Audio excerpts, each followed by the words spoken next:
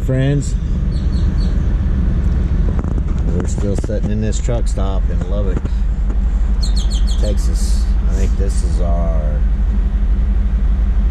think tonight will make our 5th night in this truck stop. So we got in here Tuesday night and delivered a load to a grocery store distribution center on Wednesday. And on the way here, the check engine light came on, and we had to get it fixed. The truck was losing a little bit of power, especially uphill. So I knew there was something, real serious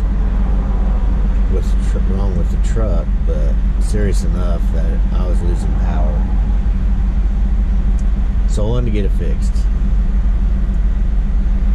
So we delivered that load Wednesday, and we ended up sitting there at the DC until about 6 o'clock at night. Yeah, the birds are eating the apple fritter I threw out. That's good.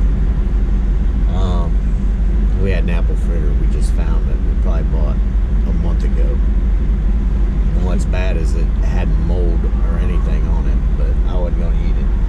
So I threw it out to the birds, but they're eating it. We didn't have time Wednesday to get it checked.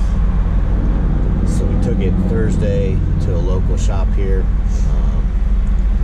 Avon Verde Diesel Repair. It's in Lubbock, Texas. I'll put a link to the website in the description of the vehicle. Good guy. His name was Ruben. He has a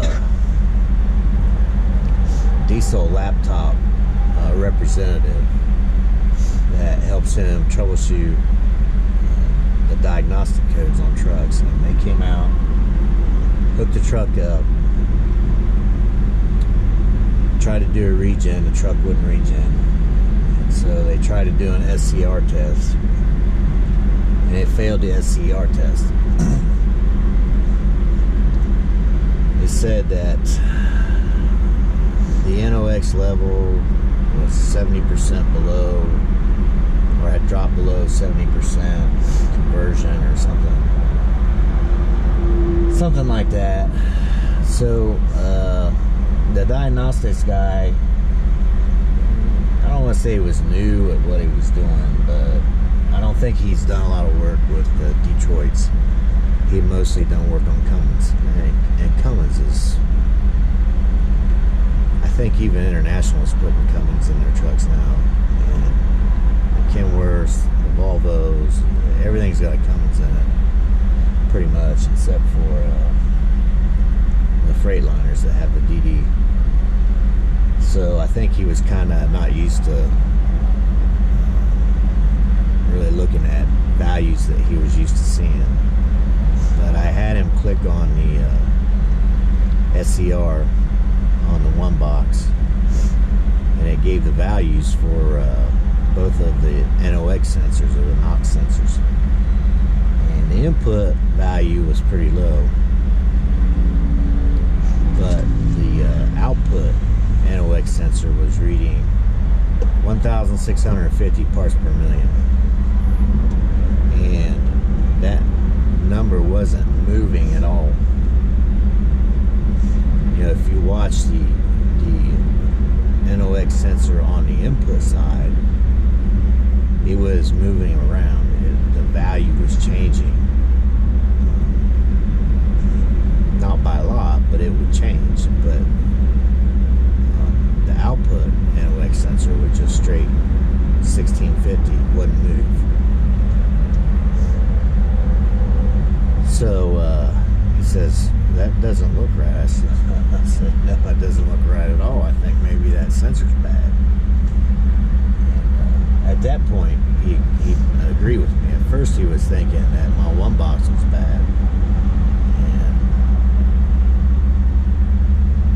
And I was sick to my stomach, because that one box, I've seen them on eBay used for like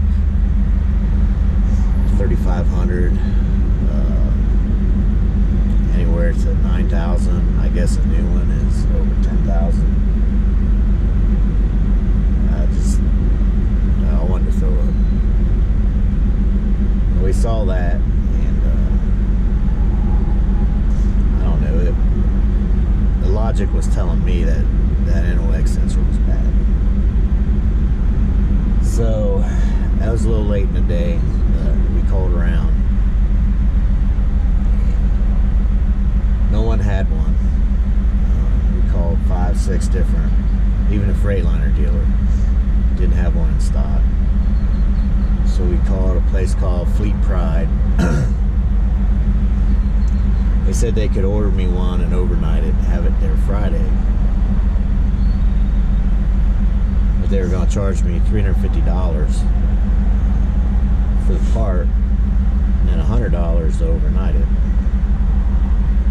So they overcharged me on both. I mean, the part itself is probably from Freightliner. The part is probably $350. But you could get it online for $250.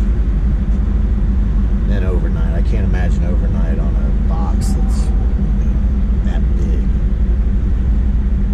It was $100. I would have guessed in the 20s, but when you break down and you're 1,500 miles from home,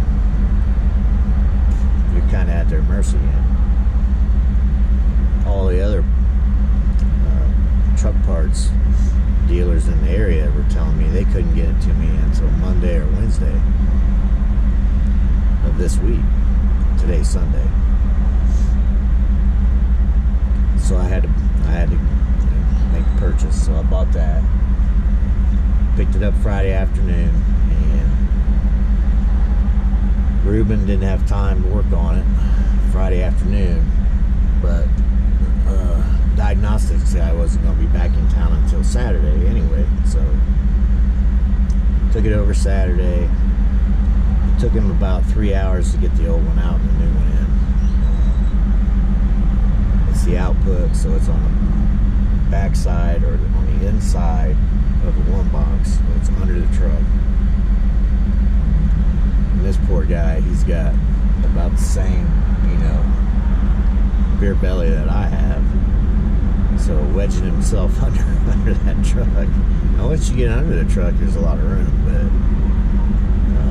right there by the steps where that fairing comes down, of course you remove it, but still not a lot of room. He had trouble getting the old one out and the new one in. He finally got it installed. Diagnostics guy came. He does a regen. He's watching the regen, and again, I think he's used to watching a Cummins regen or a Mack, and he wasn't liking the numbers he was seeing. But I had watched Jeff's Diesel do a part regen on the truck about 3 weeks ago, maybe a month ago.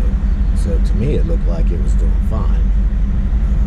He didn't think so, and he didn't think the values on NOx sensors were looking right to him either, but to me it looked normal. So we did the regen. They cleaned out the DPF filters. They went back to 0%. They were at 73 because the truck wouldn't regen with that light on. No matter what you did, it wouldn't regen. Did the regen, and then he did the SCR test, which he thought we would fail. And he started the test and he walked away and shotguns. Like, man, what are we going to do if it fails this SCR test? I'm like, it's not going to fail. So I'm looking at the numbers. We're good. I think we're good. Well, that test only took about 5 minutes on the DD, and on the Cummins, I guess it takes anywhere between 45 minutes and maybe a few hours. But the truck was already hot from doing a regen. It took 5 minutes and shut down, and it said test was successful. He was able to clear all the codes and everything's good.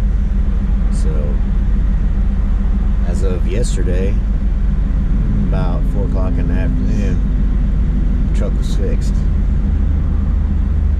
Now, unfortunately, in this area,